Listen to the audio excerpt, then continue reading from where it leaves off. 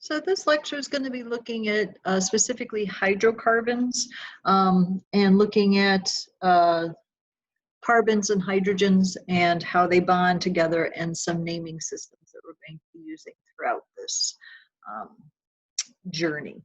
So when we talk about hydrocarbons, we sometimes talk about saturated and unsaturated bonds. Okay, so saturated means you have the max number of hydrogens attached to carbon. And unsaturated means you have less than that. So a saturated carbon would have 4 bonds, and unsaturated would have a double bond or a triple bond. So you might have heard of unsaturated fats, same kind of idea, okay? So it has to do with number of bonds. So if you have a saturated hydrocarbon, everything is single bonded, everything is single bonded. So we're going to start with alkanes, okay? That's where it all starts. The good news is after this, it gets a lot easier. So first time around it is a little bit daunting because there's a lot of stuff to kind of know. All right, so first off, when I draw an alkane, I'm drawing all single bonds. And going forward, you're going to start to see I might drop off my hydrogen. So a stick in organic chemistry means there's a hydrogen there. Otherwise, you do need to kind of write that down. So there is a generic formula for alkanes, CnH2n plus 2. So the number of carbons is going to dictate how many hydrogens you have. So if I have 4 carbons like I have here, 4 times 2 is 8 plus 2 means I must have 10 hydrogens. So again, 1, 2, 3, 4, 5, 6, 7, 8, 9, 10. So I have 10 hydrogens. So I know that that is what we call an alkane. This is what we call a molecular formula, and we're going to talk a little bit about the different kinds of formulas, but just to give you an introduction, this is what we call a structural formula. So it shows you exactly who's attached to who and things like that.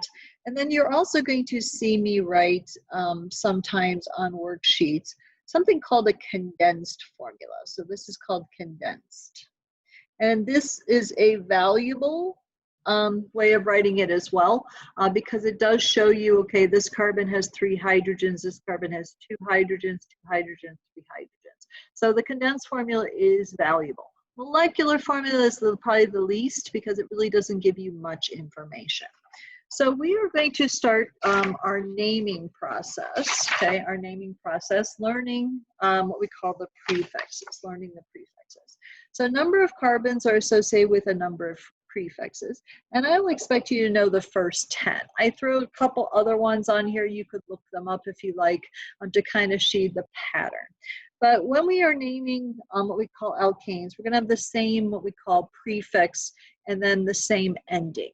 So if I have 1 carbon, that's called methane. So meth is the prefix for 1, eth is the prefix for 2, prop, but, pent, so on and so forth. So I could write in each one of these essentially what their alkane name is, okay? And some of these you might have heard of. You might have heard of butane, hexane, so on and so forth, okay? No name is my favorite. And decane, okay? So again, this is going to be the start of us using these prefixes. So again, these prefixes are going to be used throughout organic chemistry, so they are going to be something that you do need to memorize, okay? So if I happen to have the 4 carbons that I just drew over there, okay, 4 carbons, I go to 4, that's bute, and since they're all single bonded, I call that butane. It'd be nice if that was all there was to it, but there is some more things that we need to consider. So I've given you a bunch of rules here, okay? And the first thing I want to focus on is the name is going to end in ane. But we're going to have something called a branching system.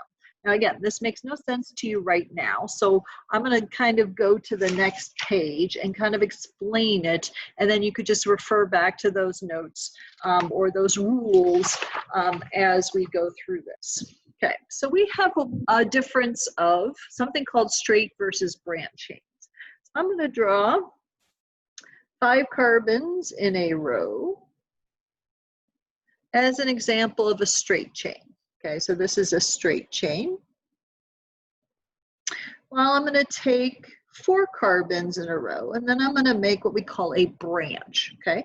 So think of it just like you would a branch on a tree, okay? You have the tree trunk, and then you have things coming out off of that. So this is called a branch chain. Okay, so in the world of chemistry, because these both have the same number of carbons and the same number of hydrogens, so these are both C5H12, but their structures are different, okay? And if their structures are different, so is the chemistry, okay? So in terms of the straight chain, we are just going to call it however many carbons we have, which we have 5 carbons, so we're going to call it pentane, okay? So we're going to say pentane for this one. But because this is in a branch format, I have what we call the longest chain that I have to consider. So one of the things that you need to understand is to name what we call the longest branch, okay? So how many carbons do you have in a row is what we're going to focus on. So I have 1, 2, 3, 4 carbons in a row. So 4 in chemistry means bute. So I'm going to end this as butane. Okay, but this is not just butane. If I didn't have that carbon there, then yeah, that would be butane. But because I have that carbon there, I have what we call a branch. So I'm going to circle this as my branch. You're going to see me use that as a convention. You don't have to do that, but it kind of helps you.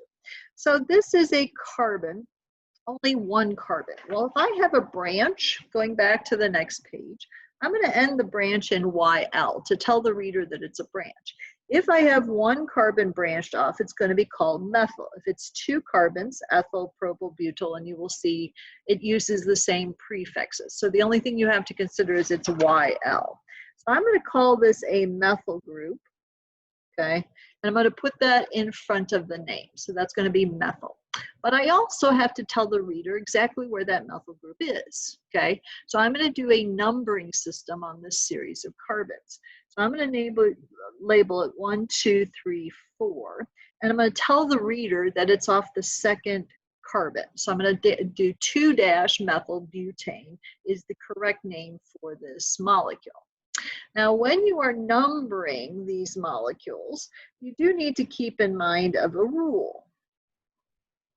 Okay, so if I draw this molecule here, and I'm going to start to eliminate the hydrogens just to make it more streamlined. If I look at this molecule here, please note that when you are doing the numbering system for the branch, so it has a branch down here. Okay, this is the branch, all right? I must start numbering on the side that has the branch. Okay, so I have to start numbering here and go 1, 2, 3, 4. Okay. I have to recognize, no matter if I draw the carbon up or down, this one I draw up, this one I do, it doesn't matter, because off the second carbon, I have a methyl group again. So this is the exact same molecule as this, I've just spun it, okay? So it looks different. So that's gonna be the biggest challenge you're gonna see going forward, okay? So let me draw another molecule down here, and we'll start to figure out some of the naming systems that we have in store for us. Okay, and again, this is going to be the hardest part, and then it gets much easier from here. So draw this molecule, okay? Draw this molecule.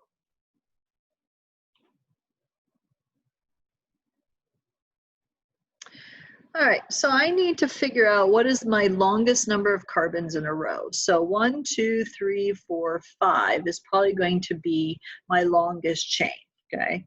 So in terms of the name, this is going to be ending in pentane, because pent means 5. Now I have a branch here and a branch here, okay? I must start numbering wherever the branch shows up first. So I want to start on the left-hand side, because over here the branch doesn't start until the 3rd carbon in. Here the branch starts the 2nd carbon in if I start on the left. So I'm going to label this 1, 2, 3, 4, 5, okay? And I always suggest that you actually put the numbers next to the carbon so that you keep that in mind. So this is 1 carbon, so it's going to be called meth. This is 1 carbon, that's going to be called methyl as well. Okay, so since we have 2 of them, this is where chemistry is kind of redundant. We have to call it dimethyl. Di meaning I have 2 of them. So you will see on your series of rules that you need to add prefixes if you have multiple groups present, okay? Multiple groups present. So since I have 2 methyl groups, I have to put a di in front of it. Now this is where I think organic chemistry is redundant. So I have a methyl group off the 2nd and the 3rd. So I have to put a 2,3 dimethyl pentane to be correct.